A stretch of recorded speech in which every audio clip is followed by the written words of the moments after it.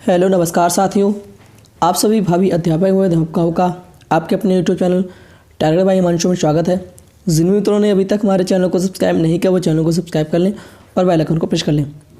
तो चलिए स्टार्ट करते हैं। आज की वीडियो के माध्यम से आपका DLED यूपी DLED चौथा सेमेस्टर का प्रश्न पत्र रहने वाला है, जो कि आपका प्रीवियस ईयर का पेपर है, 2019 का है। यह आपका, जैसा कि आप स्क्रीन पर देख पा रहे हैं, चतुर्थ सेमेस्टर 2019 तृतीय प्रश्न पत्र है आपका विज्ञान विषय का, जो कि आपका विज्ञान विषय रहता है। इससे संबंधित आपका प्रश्न पत्र रहने वाला है प्रीवियस ईयर का। इस प्रश्न पत्र को हम पूरा आपको सॉल्व कराएंगे। तो चलिए स्टार्ट करते हैं। जैसा कि आप सभी को पता है कि समय 1 घंटे का दिया जाता है। पूर्णांक आपका 25 नंबर का होता है। इसमें आपको 25 से 25 मार्क्स लाने हैं। चलिए स्टार्ट करते हैं। प्रश्न पत्र देखते हैं कि 2019 के प्रश्न पत्र में आपके क्या क्या प्रश्न पूछे गए थे। पहला प्रश्न है आपका विद्युत धारा का मात्रक है कूलाम, एम्पियर, सेकेंड, वोल्ट। इसका सही ऑप्शन है, यह आपका दूसरा ऑप्शन सही है, एम्पियर। नेक्स्ट आपका है हेमेटाइट किसका अयस्क है? सोना, तांबा, लोहा, कैल्शियम। इसका सही ऑप्शन है, यह आपका तीसरा ऑप्शन सही है, लोहा। नेक्स्ट प्रश्न आपका दिया है मिश्र धातु है पीतल, तांबा, जस्ता, टिन। तो पीतल धातु क्या है जो है वह आपकी है जस्ता। मिश्र धातु है ये आपकी।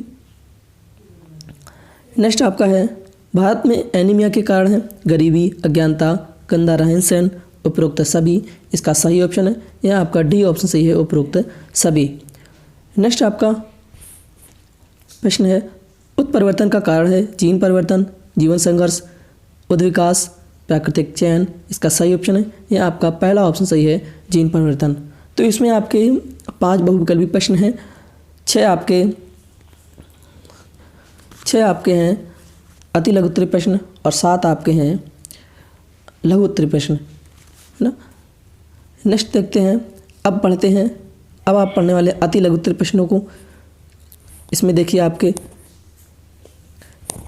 6 आपके दिए गए हैं अति लघु उत्तरीय प्रश्न और 7 प्रश्न आपके दिए गए हैं लघु उत्तरीय प्रश्न, जैसा कि आप स्क्रीन पर देख पा रहे हैं। देखिए सबसे पहले प्रश्नों को देखिए क्या क्या प्रश्न दिए हैं। 6वां आपका दिया पिग आयरन किसे कहते हैं? विद्युत धारा का ऊष्मीय प्रभाव किसे कहते हैं? रक्त वर्ग कितने प्रकार का होता है? योगतम की उत्तरजीविका का मत किस वैज्ञानिक ने दिया? थैलेसीमिया रोग के क्या लक्षण हैं? खाद्य श्रृंखला क्या है ना। लघु उत्तरीय प्रश्न में आपके क्या क्या प्रश्न पूछे गए हैं। देखिए धातु तथा अधातु में अंतर लिखिए, चुंबक के गुण एवं उनके उपयोग लिखिए, प्राथमिक उपचार के लिए कौन सी आवश्यक बातें जरूरी हैं, मेंडलीव के अनुसार संक्रमण तत्व क्या है। 16 आपका दिया विद्युत बल का नामांकित चित्र बनाइए। 17 आपका दिया एड्स रोग के लक्षणों को स्पष्ट कीजिए और 18 प्रश्न आपका दिया है दीर्घाकार आवर्त सारणी के दोष के बारे में बताइए। तो इस प्रकार से ये आपके 18 प्रश्न आते हैं। 25 नंबर का आपका पूर्णांक होता है। तो मैंने 5 प्रश्नों को आपको करा दिया है। अब बढ़ते हैं अति लघु उत्तरीय प्रश्न की ओर। 6वां प्रश्न है आपका, देखिए 6वां आपका प्रश्न दिया है पिग आयरन किसे कहते हैं। देखिए पिग आयरन की परिभाषा देखिए मैंने आपको बहुत ही सरल में दी है।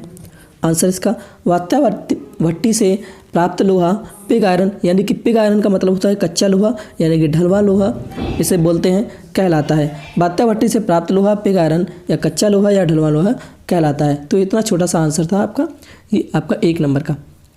नेक्स्ट आपका है 7वां विद्युत धारा का ऊष्मीय प्रभाव किसे कहते हैं। देखिए विद्युत धारा का ऊष्मीय प्रभाव देखिए जब किसी चालक तार में विद्युत धारा प्रवाहित की जाती है, यानी कि जो तार सही होता है, जैसे एक तार है इसमें जो विद्युत धारा प्रवाहित की जाएगी वह तार गर्म हो जाता है। ये तार है, ये तार गर्म हो जाएगा। उसके बाद इसे विद्युत धारा का ऊष्मीय प्रभाव कहते हैं। क्या कहते हैं? विद्युत धारा का ऊष्मीय प्रभाव कहते हैं। जब किसी चालक तार में विद्युत धारा प्रवाहित की जाती है तो वह तार गर्म हो जाता है, इसे विद्युत धारा का ऊष्मीय प्रभाव कहते हैं।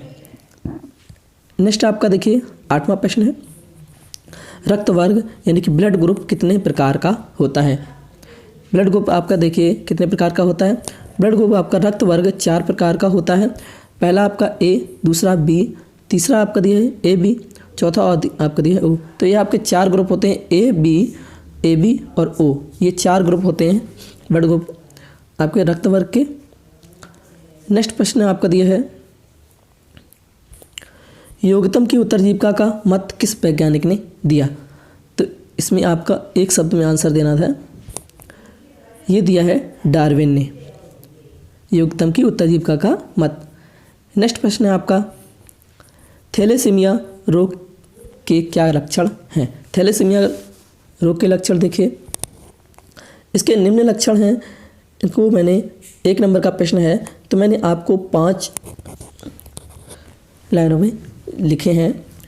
ये देखिए थैलेसीमिया रोग के निम्न लक्षण हैं। पहला चेहरा पीला होना, दूसरा पेट फूला रहना, तीसरा भूख न लगना, चौथा हृदय की गति अधिक होना, पाँचवा शरीर का ताप कम होना। तो ये आपके थैलेसीमिया रोग के लक्षण हैं। इसमें आप 3 भी लिख देते तो भी आपका 1 नंबर पक्का। नेक्स्ट है आपका 11 प्रश्न, खाद्य श्रृंखला क्या है। खाद्य श्रृंखला देखिए, खाद्य श्रृंखला की परिभाषा पूछिए तो इसमें बहुत ही छोटी सी एक परिभाषा आपको दी है मैंने, जीवों की श्रृंखला जो भोजन के आधार पर एक दूसरे से संबंधित हो। जीवों की जो श्रृंखला होती है तो भोजन के आधार पर क्या होती है, एक दूसरे से संबंधित होती है। इसको क्या कहते हैं, आहार श्रृंखला या खाद्य श्रृंखला कहते हैं, या आहार श्रृंखला या खाद्य श्रृंखला कहलाती है। नेक्स्ट प्रश्न है आपका 12। अब देखिए, अब लघुत्तरीय प्रश्न आएंगे आपके। 12 आपका दिया है धातु तथा अधातु में अंतर लिखिए। देखिए धातु और अधातु में अंतर लिखना है तो आप 3-3 लिखें या 5-5 लिखें। आप 3 ही 3 लिखिएगा क्योंकि समय आपका बहुत कम है 1 घंटे का, तो इसलिए आप 3-3 लिखिएगा। मैंने आपको 5-5 में दे रखा है इसलिए क्योंकि आपको और भी याद रहे, कुछ एक लाइन्स आप अगर भूल जाएँ तो। देखिए क्या दिया है, धातु अधातु दिया है ना। पहला देखिए धातु अपारदर्शी होती है। धातु क्या होती है, अपारदर्शी होते हैं। अधातु पारदर्शी, अपारदर्शी, परभासी, ये तीनों ही होते हैं। अधातु क्या, धातु अपारदर्शी होते हैं और अधातु पारदर्शी, अपारदर्शी, परभासी तीनों ही होते हैं। दूसरा देखिए धातु के ऑक्साइड क्षारीय होते हैं। धातु के जो ऑक्साइड होते हैं वो क्षारीय होते हैं और अधातु के ऑक्साइड जो होते हैं अम्लीय होते हैं। नेक्स्ट आपका देखिए तीसरा दिया है धातु किसी वस्तु से टकराने पर ध्वनि करती है। यानी कि धातु जो हैं किसी वस्तु से टकराते हैं तो वह क्या करते हैं, ध्वनि करते हैं। अधातु में ध्वनि उत्पन्न नहीं होती है। चौथा आपका धातु अम्ल के साथ लवण बनाते हैं। क्या, धातु जो है अम्ल के साथ लवण बनाते हैं, अधातु जो है अम्ल के साथ लवण नहीं बनाते हैं। बहुत ही सिंपल सा है। 5वां सभी धातु सुचालक होते हैं ना। सभी धातु, जितने भी धातुएं होती हैं वो सुचालक होती हैं और अधातु जो होती हैं वो कुचालक होती हैं। तो इस प्रकार से आपका 2 नंबर का प्रश्न है। तो इसमें आपका 3-3 लाइन भी अगर लिखते हैं आप, 3-3 अंतर भी लिख देते हैं तो भी आपको 2 नंबर मिल जाएंगे। नेक्स्ट प्रश्न है आपका चुंबक के गुण एवं इसके उपयोग लिखिए। देखिए चुंबक के गुण लिखना है, इसके उपयोग।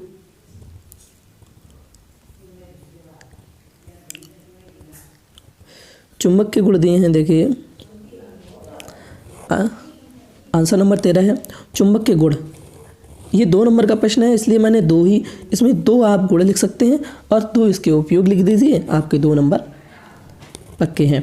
देखिए चुंबक के गुण, पहला गुण देखिए चुंबक लोहे को अपनी ओर आकर्षित करता है। चुंबक क्या करता है, लोहे को अपनी ओर आकर्षित करता है, ये चुंबक का गुण है। सभी चुंबकों में 2 ध्रुव होते हैं। जितने भी चुंबक होते हैं उनमें क्या होते हैं, 2 ध्रुव होते हैं, एक उत्तर ध्रुव एक दक्षिण ध्रुव होता है, यानी कि उत्तरी ध्रुव और दक्षिणी ध्रुव 2 ध्रुव होते हैं। ये चुंबक के गुण हैं। अब चुंबक का उपयोग की बात करते हैं। चुंबक के उपयोग, लोहे के कारखानों में बड़े बड़े लोहे के टुकड़ों को उठाने के लिए विद्युत चुंबक किरणों का प्रयोग किया जाता है। दूसरा विद्युत मोटर में इसका प्रयोग होता है, जैसे पंखे आदि में जो जिनमें भी आपका जैसे बाजा हुआ, इन सभी में क्या है, चुंबक का प्रयोग होता है। तो ये आपके उपयोग, तो ये आपका इस तरह से मैंने बहुत ही अच्छे से शॉर्ट में आंसर दिया है। आप इसमें में आपके 2 नंबर मिल जाएंगे, तो आप अच्छे से पढ़िएगा। नेक्स्ट प्रश्न है आपका 14, प्राथमिक उपचार के लिए कौन कौन सी आवश्यक बातें ज़रूरी हैं। देखिए प्राथमिक उपचार, जैसे आप मान लीजिए प्राथमिक उपचार का मतलब होता है जैसे घर में छोटी छोटी सी जो बीमारियां होती हैं या रास्ते में कहीं एक्सीडेंट वगैरह या इस तरीके से जो प्राथमिक उपचार होता है। तो देखिए मैंने दिया है प्राथमिक उपचार के लिए निम्न बातें आवश्यक हैं।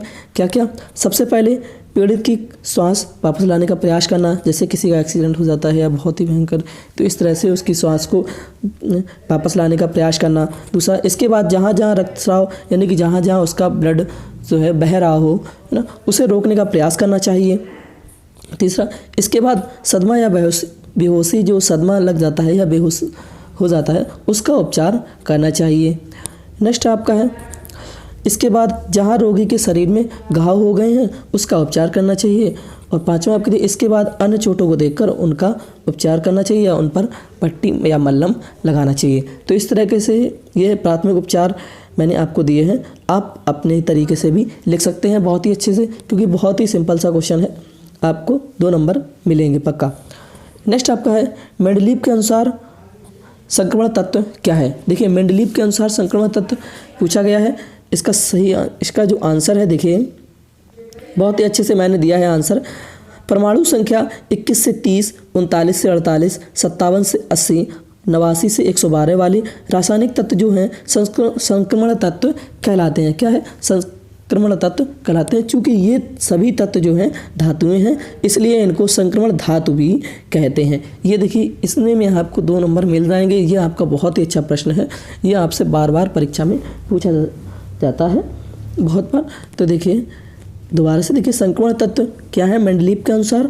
परमाणु संख्या 21 से 30, 39 से 48, 57 से 80, 89 से 112 वाले रासायनिक तत्व क्या है? संक्रमण तत्व कहलाते हैं। क्योंकि ये सभी तत्व क्या हैं? धातुएं। ये सभी जो तत्व हैं ये सब क्या है? धातुएं हैं, इसलिए इनको संक्रमण धातु भी कहते हैं।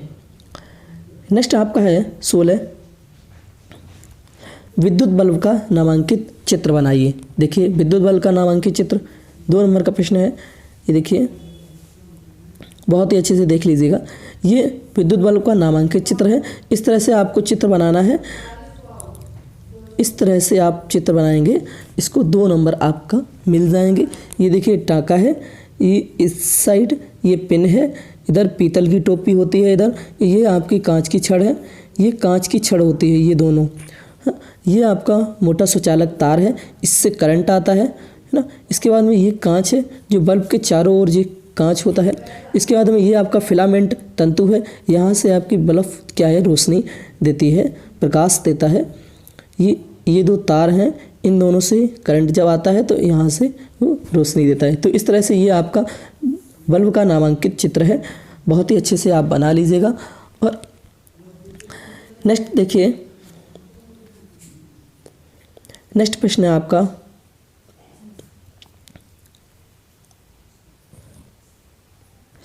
एड्स रोगों के लक्षणों को स्पष्ट कीजिए। देखिए ये भी प्रश्न आपको बहुत अच्छा है, क्योंकि बार बार प्रश्न यह परीक्षा में पूछा जा सकता है और जाता है।